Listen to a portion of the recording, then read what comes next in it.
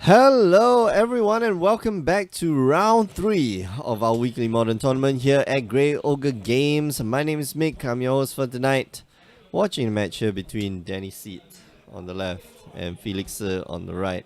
Danny looks like he's playing Abzan Coco, and I believe this should be Kaz's deck. And Kaz is not here right now, he was here with me the last round.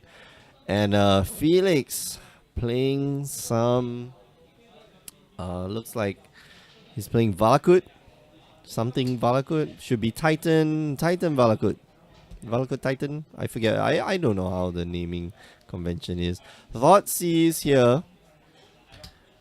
Gonna take away the Explore. Turn 2 would be, it's great on turn 2. And here off the top, Felix drawing that Primeval Titan. Would have loved that Explore so that he can, start chaining together stuff. But Danny, I think Danny was looking for maybe a Birds of Paradise or something of that sort that he could prevent. Bitter Blossom here. So this isn't really Abzan company. Probably like Abzan good stuff or Abzan stuff. Who knows? Anyway.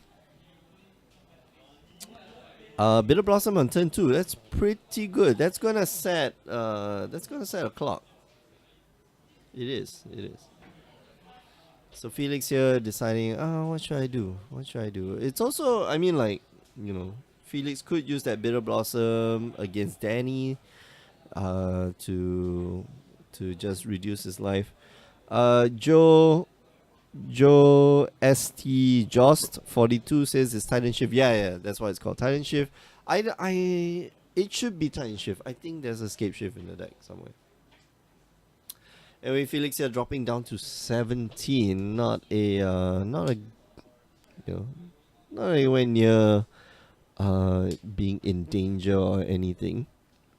Wow, Liliana here going to make both players discard a card, and Felix here gets rid of the Primeval Titan that he's not going to be able to cast anytime soon. So yeah, good call. Gonna Lightning Bolt that Liliana down to 1. That's an interesting approach. Lightning Bolt on the Liliana, because there, Felix does have another Lightning Bolt, and I think he will dispense it right now. Yeah.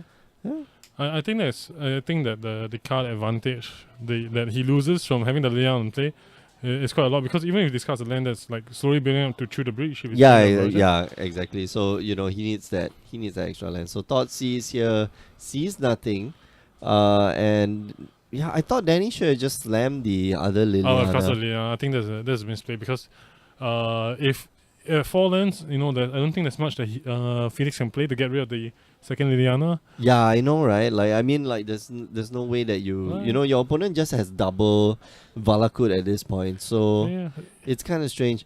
I guess maybe he was playing around like lay a land through the Breach Prime Titan, but that's like quite a I think that's valid. I think that's a spectacular amount of odds you're playing around, right? Especially after you remove one Titan from his hand. And you saw him drop the Titan into the graveyard already. Yeah. It has to be like a specific 3 cards that he loses to not slam the Liliana after like having your opponent commit 2 Lightning Bolts to like kill a Liliana. Yeah, that's true. Ilham Rizki in the chat. Please ban Urzalang in capital letters. Please. I agree. I agree. I see it. I'm like, I think Tron Lens really warp certain decks like to an unfair advantage. Yeah. And it's really boring, because Tron decks are like the flavors of vanilla or energy decks. It's just like, really? Wow, I have so many types of vanilla flavor. Wow. Wow. I have so much vanilla right now. Yeah. It's like vanilla is like, Escape Shift kill you. Yeah. Okay, so that top deck Escape Shift, not able to. It's playing the Breach version, like Escape Shift is like 2 in the deck or 1 in the deck. So yeah, like losing to that is just like pure randomness. So you can't play around that at all. Because even if you're like 20 life, if you fetch shot one time, that's enough to kill you on 7 lands. On 7 lands was Felix. No, Felix was on 7 lands. Yeah. Oh well. Okay. You can only see one number there. Yeah, okay. So we're gonna adjust the life counter right now. Just push to the side a little bit. Anyway, hope you guys are enjoying yourselves. How are you tonight? It's a Wednesday night, and well, some of you are in Italy, so it's a Wednesday afternoon, and some of you are in Merca in Brazil. So, good morning. Yeah. Cass, put the poster back. Find better glue. Glue. Siege Rhino Master 87 says get wrecked by the top deck. Yeah. That's a nice, yeah, that's a good rhyme. No, he didn't really say get wrecked by the top deck, but yeah, that should be a t-shirt, man. What's up, man? Danny's playing my deck, so the sleeve in red is my deck. Yeah. So he plays your card, your name in the deck. Play 3. Your card, your name. Yeah, Sigi Rhino. Yeah. Why do you only play 3, man? Squadron Hawks, you always play 4 Squadron. You gotta make space for the Saurians because there are 4 drops as well. Oh, okay. Yeah, okay, so the Saurian's a big swing because like people see Bitter Blossom, they think there was one list that actually this was Danny. Danny sent me a list, but I tweaked it. So it used to play Bitter Blossoms without Siege Rhinos. They play Knight of Reliquary. So they sack a land. They search for a Vault or the Archangel, give everything lifelink.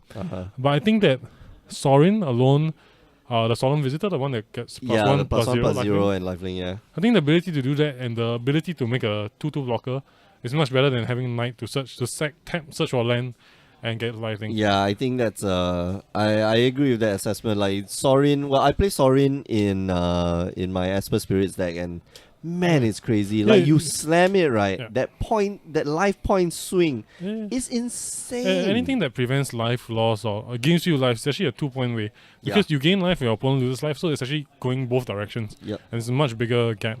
When you're playing against the burn deck, like that becomes very relevant. And I like Siege Rhinos in this type of format because, you know, Worship is actually a card. Yep. Worship exists. And Siege Rhino gets around Worship because Siege Rhino just says you lose life. It's not that it's dealing you damage. And Jay's sorry. Jost or Joe Saint 42 or Joe Street 42 maybe. Yeah, the expensive cause, you know, scarcity, cause, you know, if you want something shiny but there's only so few in the world, you gotta pay more. Yeah. Gotta pay the money. And supply and demand factors. I mean, like we always talk on the podcast, or we used to talk on the podcast. You know, price is only determined by supply and demand, and that is always going to be so true. Then he passed the turn without fetching the land. Is whoa. Oh, double fetch. So now he double fetch. So he was missing his second land, he kept the hand, and then he... So that's kind of weird. Maybe he's keeping the lands for the Tarmogoyf, but that's kind of dumb because the relic's going to tune it down to 0 anyway, even if you fetch in this sequence. Yeah, exactly. Like the first time, you know, it's just going to go to 0. So actually, you should leave one. I mean, in this matchup, I usually don't care about the Tarmogoyfs. I care about like having the Spheres because they're more resilient against like the Anger of the Gods kind of board white removal that they might play. Depending on what you see, because like a Lingering Souls is a very common card that they will play. So you want to play around the Anger of the Gods, you want to play around the Scapeshift if you can. Just gain life, get out of the reach, and kill. I'm surprised, Danny actually want to go and fetch this turn and take 6 points of damage just to play the Bitter Blossom when... I saw that he has a Fulminator Mage in hand, so maybe that's why, but... He was hoping to draw that third land? Yeah, maybe. So, but I think that's mathematically that makes sense, but I think that you take a lot more damage if you're playing Bitter Blossom without like Saurin or the Siege Rhino in your hand. Oh, yeah. And you're clocking yourself when your opponent has a possibility of like... Just suddenly, you know, bursting, you know, has that burst damage. Because you haven't seen if he plays the Siemens Spirit Guide version, and you don't want him to like run 2 out in his hand through the breach you and just kill you on the spot in some weird manner. Alright, so Thought Seize first. Probably gonna take the Prime Time. I think, I would take, you can't take the Obstinate Barlow. Yeah. I take the Prime Time first. Just take a Prime Time. So, yeah. You just... Damn poster. Oh, wow, he takes the... Yeah, we gotta find like better... Yeah, it's okay, we'll get it later. Stuff. So what did he take? I can't see it from here. He took the Scapeshift. So that's interesting. I wouldn't expect you to take Scapeshift. I'm kind of okay taking Scapeshift because that's like 100% unpreventable death. Because Prime Time clocks you about 2 turns. It comes into play, you attack it 1 time. Depending on like the sequencing. But Scapeshift, if you hit a critical mass, and then it's at 10 life. So I guess hitting like 4 landscape shift or 5. No, I would take the... Okay, the reason why I take a Prime Time is that Felix might just follow up with land, he's already got that land. So land, and then through the breach, and then just kill you on the spot. Like I agree. That's a risk that I think you shouldn't be taking. But for me, Nature Mage does get rid of Valakut. Okay, and I see a Lingering Souls, I see a Path, and I see a Siege Rhino. Yep. So probably Siege Rhino this turn. Swings in for 2, brings you down to 17. Sigi Rhino? Yes.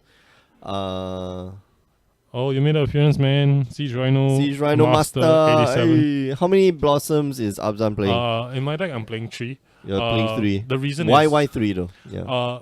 Bitter Blossom is a good card, but in a blind, like in a game 1 blind, if you're playing a GP, there's quite a fair bit of burn. There's quite a bit of Affinity, yeah. So. Like Bitter Blossom is great against Affinity because if he's kept a relatively okay hand, like not the best hand he can have, Bitter Blossom gives you a lot of charm blockers. It usually trades out even with your cranial You plating. got one, you've got basically, you take 1 damage out of that. But when there's so many players playing burn, you expect about 20% playing burn. You don't want to play 4 because drawing 2 of them in your opening hand is it's pretty bad even if you're on the blind, even if he's not playing burn. I think 2 Bitter Blossom is very bad. Okay. Yeah. Alright. I can see that. Does Danny here have lethal though? So if he draws a Sorin, it's instant lethal. So that's the one way he can win next turn on flat. So it's 1, 2, 3, 4, 5, 6, 7, 8, 9, 10. So not lethal enough. So the reason why I picked up this deck is because, well, it's a casual kind of Wednesday night deck. If you're playing against Jun, the token bodies are very, very powerful. Oh yeah. I mean, like, Jun has no way of getting. I mean, Jun has some ways of getting rid of Bitter Blossom. But then the question comes down to: do you Maelstrom Pulse the generator, or do you Maelstrom Pulse the tokens? Because you Maelstrom Pulse the tokens, but you also have what's that 2 mana Abrupt Decay, to get rid of the Bitter Blossoms. My main concern will probably be the Siege Rhinos because Siege Rhino you Master. have the list is sort of my own list, so maybe you can drop me a message. Actually, you can drop the Grey Ogre Facebook just drop page, Grey Ogre message, Facebook page, and I'll reply you with my list. Facebook.com/Grey Ogre Games. The Grey is with an E, and I keep telling Mark to get the A as well, but yeah. So if anybody out there who wants to like squat on Grey Ogre Games with an A, greyogregames.com with an A, right? Just do it. Yeah, I guess so. That's my advice to you. You'll make millions. Maybe not millions from us, but you make some amount of money. You'll be a thousandaire. You make thousands. I'm quite sure most people with regular jobs are already thousandaires. Oh no! Oh yeah. Okay. So. Yeah. Was that Escape Shift? No, that was Titan, right? That's prime time. Yeah. Yeah. Danny couldn't finish off the game like fast enough, so. So I think a lot of it comes down from like game 1, like the sequencing. Game 2, he needed 1 more turn. He needed either the Sorin that turn or like the 1 more turn. Yeah. I don't think he took the Sorin out, right? But honestly, I think the Escape Shift was kind of like questionable because, like, if you have Siege Rhino and then he goes to 5, he can't kill on the spot. You have another turn, whereas like a pact into a Titan or casting a Titan would kill you. So it's like, I think it's about counting like the damage output from either on which turn. Okay. Because you have the Rhino swing. No, because I'm just waiting. You'd be waiting for turn 7. Yeah. Danny, you've seen Felix's hand. Yeah. He doesn't have any RAM, and even if he's got RAM, like it's a turn 6. Yeah. So I think there's quite a few like questionable decision making points like throughout the game. Yeah. Like I think that could have swung the game into Danny's favor. Yeah. Like Siege Rhino Master 87 saying no, he shift for 8. Okay. Cool.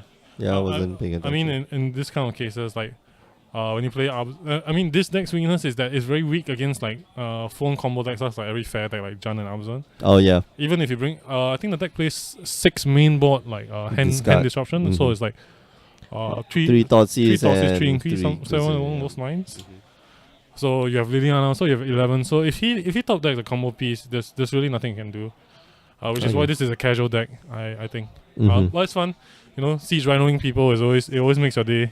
Like the haha, take 3, I gain 3. Look at my 4-5. And again, and do it again, and do it again. All right, we are going to call it a day. Thank you for tuning in. Remember, this weekend we've got our final. Yeah, no, not LCQ. Our final seasonal qualifier. That's it. Yes. That's the third seasonal qualifier. That will cement a total of 14 people into the tournament. You know, we'll have our champion and runner-up. We'll have the top 6 players. Yep. Then we'll also have the under 21s, and we'll also have the new player of the year, the rookie of the year. Player of the year. God damn it, I play like a new player. Yeah, you always play like you. Every year you are the new player. You're the rookie.